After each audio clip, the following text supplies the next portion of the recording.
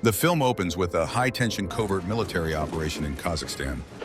Under the cover of night, a specialized American commando unit infiltrates a heavily guarded compound where General Ivan Radek, the ruthless dictator of Kazakhstan, has been sheltering nuclear weapons and supporting terrorist activities throughout Eastern Europe. Watching from Washington, D.C., the President of the United States, James Marshall, at a formal dinner in Moscow, President Marshall delivers a powerful and unexpectedly candid speech. Surrounded by Russian dignitaries, including President Petrov, Marshall publicly condemns the kind of appeasement that has too often characterized international politics. He declares that the United States will no longer negotiate with terrorists or tyrants. Instead, America will act decisively to protect freedom and human life.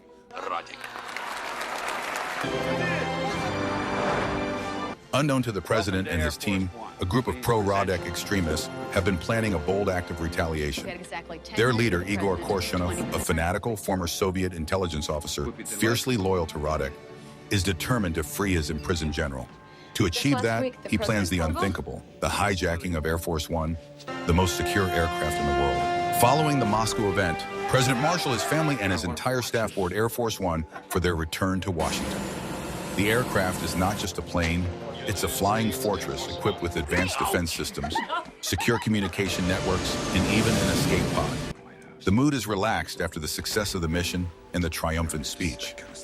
The president takes some time to relax with his wife and daughter, sharing lighthearted moments and planning to catch up on rest during the flight.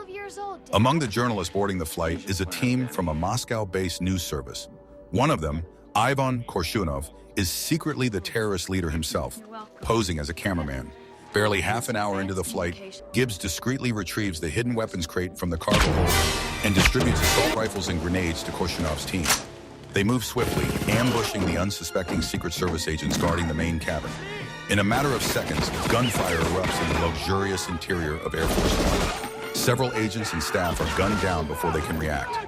Alarms blare, chaos spreads, and the pilots receive urgent orders to divert the plane to safety. But Korshunov storms the cockpit, killing both the co-pilot and flight engineer, and seizing control of the aircraft. The Secret Service hustles the president, his wife and daughter toward the escape pod bay, intending to eject them before the terrorists can reach the rear of the plane. But before the pod is launched, President Marshall, against their pleas, refuses to abandon his staff. He insists on helping others escape and stays behind to fight. As gunfire closes in, the Secret Service manually launches the pod, making it appear as though the president has evacuated. Korshunov orders the plane to continue its course, demanding they contact Moscow. Madam Vice President, this way, we'll avoid the press. What are our airborne scenarios? There are no airborne scenarios. How the hell did this happen? How the hell did they get Air Force One? The same crew that was cleared to fly on Air Force One. I don't know who you are or what you want. The tension in the Situation Room skyrockets. They're still on the plane. Unbeknownst to them, however, President Marshall never boarded the escape pod. Instead, he managed to hide in the cargo hold, armed only with a sidearm taken from a fallen agent. Back in Washington, Vice President Bennett is ushered into the White House Situation Room, surrounded by senior military and intelligence officials. The National Security Council confirms that Air Force One has been hijacked.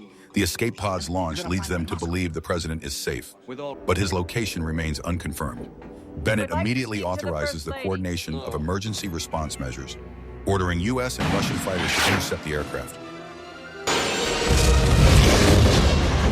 The hijackers announce their demands, the immediate release of General Radek from prison in Kazakhstan. Korshunov threatens to begin executing hostages unless the U.S. complies, and declares that the American president will personally authorize the order, or innocent lives will be lost. Bennett faces enormous pressure from the cabinet and the military. Meanwhile, hidden deep in the cargo hold, President Marshall uses his military training to his advantage. He finds a satellite phone and manages to contact the White House Situation Room. Shock ripples through the room when his voice is heard. The president is alive and still on the plane. They want General Radek released from prison. Radek. Bennett immediately coordinates with him, relaying information about the hijackers' movements. Marshall carefully navigates the narrow maintenance corridors of Air Force One, using his knowledge of the aircraft's layout. He ambushes one of the terrorists near the communications bay, killing him after a brutal hand-to-hand fight. Using the terrorist's weapon, he gains better armament and stealthily moves toward the avionics section to sabotage the hijackers' control of the plane. He disables some of the fuel pumps, reducing their flight range and forcing Korshunov to make decisions under pressure. You. Both. Come here. To send a message, Korshunov executes the National Security Advisor, Jack Doherty, live on video, broadcasting it to the White House and U.S. military command.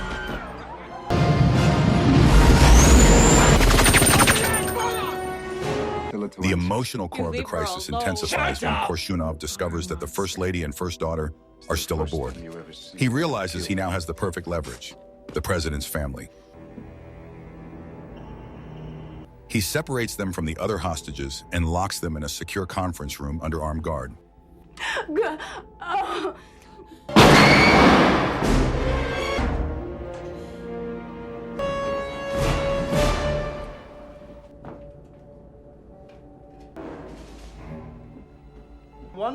The horrific act heightens the stakes and drives home the urgency of the situation.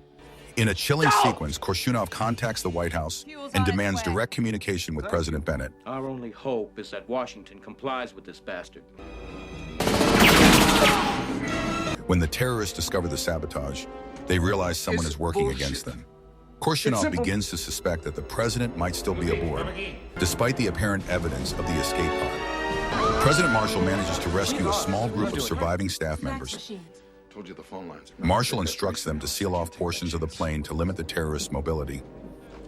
The White House scrambles to negotiate while also coordinating fighter jets to shadow Air Force One. Others insist that giving in would embolden future terrorists. Vice President Bennett holds firm. We don't negotiate with terrorists.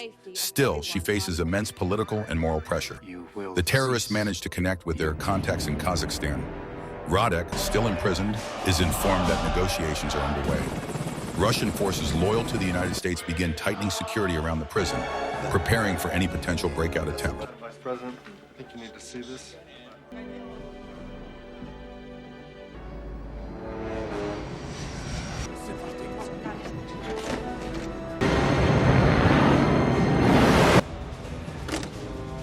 Done.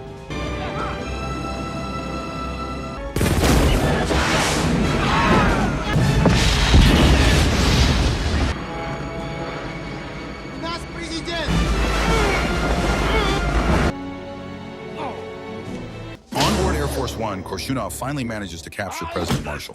They drag him into the conference room where Grace and Alice are being held. Korshunov mocks him for his earlier declaration in Moscow that America would never negotiate with terrorists. Now, in front of his wife and daughter, Korshunov forces Marshall to call the White House and order the release of General Radek. The president, desperate to save his family, reluctantly complies. The call goes through, and the U.S. government begins the process of transmitting the order to release Radek. Radek is transported from his high-security cell to a waiting military airstrip. The terrorists celebrate prematurely, believing their mission nearly complete. However, as the prison gates begin to open, Vice President Bennett, guided by intelligence that President Marshall might still have a plan, deliberately delays the confirmation order. She insists on final verification of the president's safety. Meanwhile, Korshunov gloats over Marshall, explaining that their cause will restore Russia to its former glory. In a sudden outburst, Marshall uses the opportunity to tackle Korshunov. A fierce struggle erupts in the narrow confines of the cabin.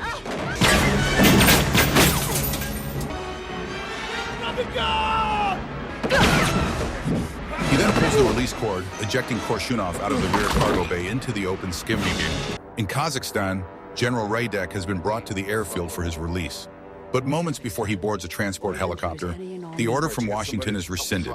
Vice President Bennett, having received confirmation that the president has regained control of the plane, halts the release. Russian loyalist soldiers, acting on the new orders, open fire on Radek's guards. The dictator is shot and killed while attempting to flee. The terrorist's cause dies with him.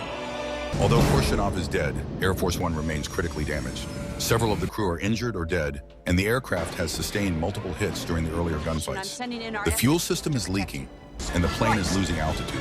The surviving pilot, Major Caldwell, and the president work together to stabilize the aircraft. They manage to contact U.S. forces and request an aerial extraction. Fighter jets intercept the plane as it crosses over the Caspian Sea. How do I get her off autopilot? Got one coming at us.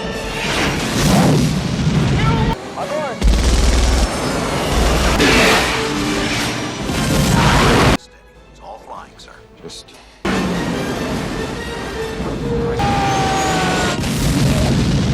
must be something we can do to help them.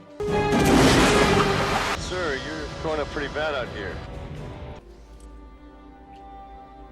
The plan is to tether Air Force One to the C-130 and transfer everyone across one by one. As the rescue operation begins, the president personally ensures that the remaining hostages, his staff, his wife, and his daughter are safely transferred first. The process is dangerous and turbulent. The tether shakes violently as the planes struggle to maintain alignment. Just as the last few transfers are underway, the surviving traitor, Agent Gibbs, reveals his betrayal. He shoots one of the rescue crew and attempts to seize control of the tether system, disconnecting it before the president can cross. Marshall manages to overpower him. The president secures the tether to his harness and gives one last look at the destroyed interior of Air Force One. Welcome aboard! Seconds later, Air Force One crashes violently into the Caspian Sea. Inside the C-130, the crew confirms a successful rescue. The First Lady and daughter rush to embrace him, overcome with relief. This is Falcon Recaps. Thanks for watching.